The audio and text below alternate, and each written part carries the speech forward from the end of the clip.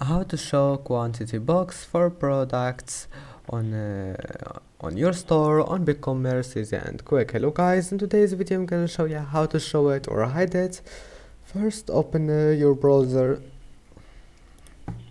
and now once you're here click settings and then click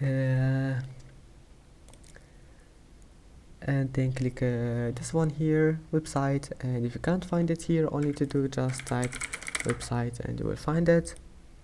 Then click on it, and now just scroll up and here we'll find display. Click on it, and that's it. Now all you need to do here, just go to the second one here.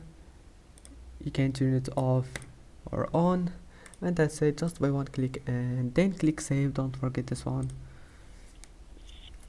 and then go back. I hope that can help you, and that's it for today's video. Don't forget to like and don't forget to subscribe, and thank you for watching this video until the end, and see you in the next video.